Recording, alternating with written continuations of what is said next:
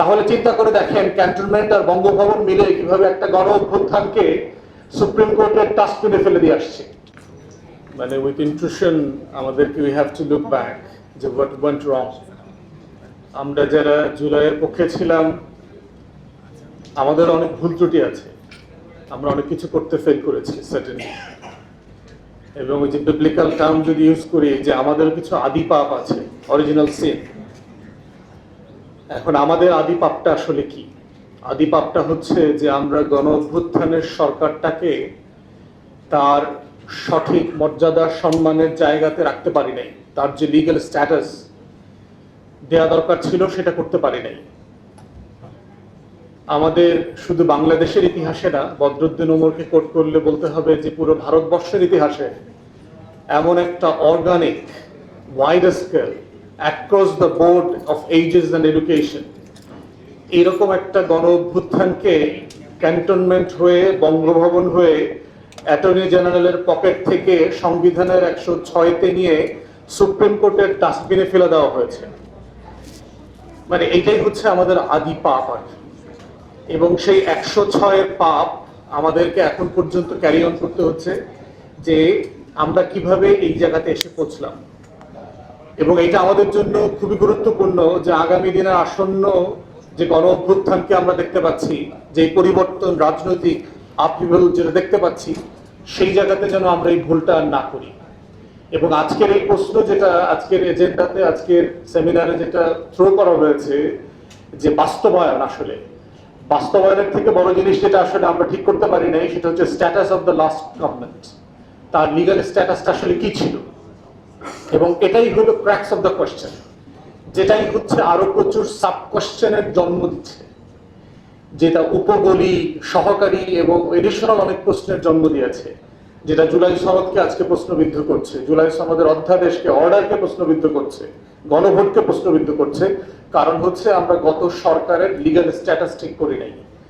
বাংলাদেশে 72 পূজারী যারা আছে, 72-এর সংবিধান পূজারী, তারা বারবার এই রেজিমটাকে হচ্ছে একটা সাংবিধানিক সরকার বলবার চেষ্টা করেছে। অথচ আমরা বারবার দেখিয়েছি যে একটা সাংবিধানিক সরকারের কোনো ক্যারেক্টার এটার মধ্যে ছিল না, শপথ নেওয়াটা ছাড়া। ইনফ্যাক্ট ওই বঙ্গভবনে গিয়ে কয়েকটা লাইন উদ্ধৃত করে বললেই একটা সরকার সংবিধানের সরকার হয়ে যায় না। এবং সেটা কিভাবে হয়েছে দেখেন, যে এই সরকারটা গঠিত হবার আগে অ্যাটর্নি জেনারেল অ্যাপয়েন্ট হয়ে গেছে শুধুমাত্র 106-এর নাটক মঞ্চস্থ করবার জন্য। যখন সরকার তৈরি হয়নি 6 তারিখে অ্যাটর্নি জেনারেল অ্যাপয়েন্ট হয়ে গেছে। তাহলে চিন্তা করে দেখেন ক্যান্টনমেন্ট আর বঙ্গভবন মিলে কিভাবে একটা গণ অভ্যুত্থানকে সুপ্রিম কোর্টের টাস্টবিনে ফেলে দিয়ে আসছে। এবং এটার মাসুল এখন আমাদেরকে কন্টিনিউয়াসলি দিতে হচ্ছে, যে একটা গণ অভ্যুত্থানের সরকারকে আজকে তার স্ট্যাটাসের প্রমাণ, তার সতীত্বের প্রমাণ দিতে হচ্ছে যে না, তিনি আসলে একটা গণ অভ্যুত্থান ছিলেন। তো সেইখানে এখন আমাদের মনে হচ্ছে যে আবার নতুন করে লড়াইয়ের প্রস্তুতি নিতে হবে। এবং বিএনপি সরকার ইতিমধ্যে তো প্রচুর অন্ধ আচরণ করা শুরু করেছে, যেটা হাসিনা ও রয়েছে 2-4 বছর পরে শুরু করেছিল। তারা ইনফ্যাক্ট শপথের দিন থেকে শুরু করেছে। তারা এই নাটকগুলো শপথ নিয়েও করতে পারত, কিন্তু তারা শপথ না নিয়ে প্রথম দিন থেকে গণ অভ্যুত্থানকে অস্বীকার করবার মধ্য দিয়ে তারা বলার চেষ্টা করছে যে তারা আসলে দিল্লির আধিপত্যবাদকে মেনে নিয়ে ক্ষমতা এসছে, তারা আওয়ামী ফ্যাসিবাদকে কোনো না কোনো ফর্মে পুনর্বাসন করবার জন্য ক্ষমতা এসছে। এবং আগামী দিনে সেইগুলো তারা গ্র্যাজুয়ালি করবে থ্রু ডিফারেন্ট অ্যাপয়েন্টমেন্টস।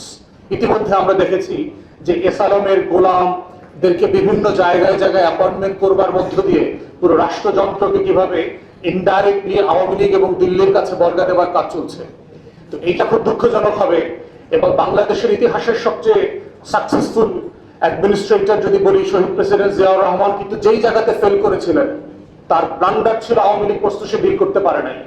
শহীদ প্রেসিডেন্টের সবচেয়ে বড় ফেলিওর ছিল তিনি দিল্লির কোশ্চেন ডিল করতে পারেন নাই। এবং আমরা দেখতে পাচ্ছি বর্তমান বিএনপি সরকারও একই চোরা গলিতে পা দিয়েছেন।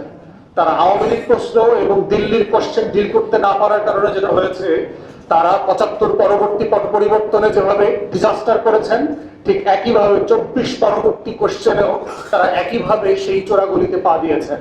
এবং ফলাফল 81 থেকেও ভয়াবহ হবে। শহীদ জিয়াকে জীবন দিয়ে তার ঋণ শোধ করতে হয়েছে, যেটা আমরা কেউ কামনা করি নাই।